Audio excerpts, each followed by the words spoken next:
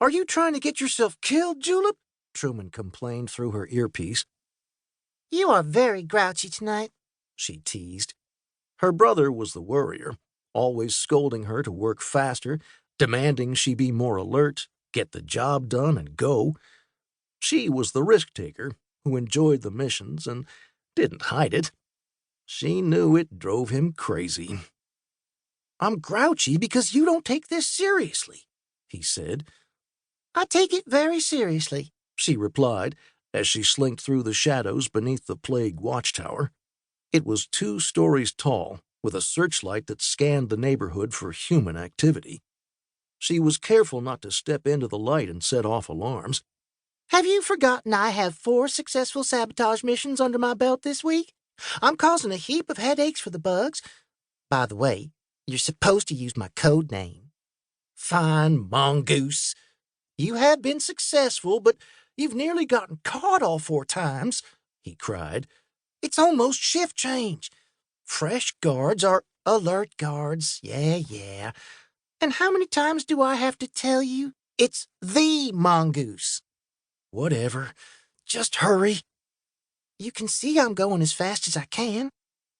She glanced at the tree line and waved to the red lights hidden in the branches. It was her brother's drone, following close behind like it did on every mission. Truman grumbled. She laughed and went back to work. Tonight, on the Mongoose's troublemaking list, was a hoverbike depot located a block from her old elementary school. Once it was a Little League baseball diamond and home to both the Cold Spring Junior Yankees and the Hudson Valley Little Pirates. Parents cheered from the stands while Mr. Consuela sold Italian ices from his cart. Now the kids, the cart, and the parents were gone, and the field was a parking lot for alien motorcycles. There were 12 bikes parked there that night, and thanks to Julep, 10 of them were already toast. She scampered toward number 11. The hoverbikes boggled her mind. Though she'd watched them whip down her road for the last 6 months, she still didn't know how they worked. But she had discovered their major design flaw. The engines were easy to sabotage.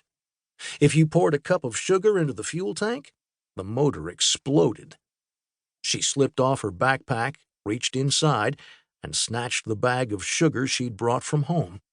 Then, with nimble fingers, she unscrewed the bike's fuel cap, only to face a belly-emptying stink that invaded her nose and traveled all the way to her lungs. Whatever the alien bugs used as fuel was foul. It smelled like a dirty diaper forgotten at a hot campground. Tilting the bag, she emptied the remaining sugar into the tank and watched the chemical reaction. The fuel fizzed and popped and threatened to spill out onto the ground. Quickly, she twisted the cap back on and tossed the empty sack onto the ground. She wasn't normally a litter bug, but she wanted the invaders to know what had happened to their machines. More importantly, she wanted the town to know. Folks were afraid to fight back against the occupation. Her neighbors thought they needed laser cannons or a thermoblaster to fight the plague, but all the destructive stuff they could ever hope for was in their own kitchen cabinets. "All right, the mongoose. You've done enough. It's time to go," Truman said. "Almost, big brother," Julep said. "Almost?" She dashed across the field to the last of the hoverbikes. She had purposely left this one alone. She had plans for it. Settling onto its seat, she clenched the handles and eyed the control panel between her legs. It was a big, bulky vehicle, designed for a much larger bug body, but she was sure she could drive it. She scanned the controls for the power button and pressed it, and the bike came to life with a low hum. The entire machine rose a couple of feet off the ground. The engine's vibrations ran through her entire body. Such power! "Don't even think about it," her brother snapped. "You can't steal a hoverbike." "But I can, big brother. In fact, I'm already doing it." Julep studied the field for bug soldiers, and seeing it was clear, she gave the handlebars a twist, and blasted forward, cutting through the tall outfield grass. The surge was more than she expected. She nearly slid off the back of the bike. "What is wrong with your brain?" her brother cried. "Nothing. I'm perfectly sane.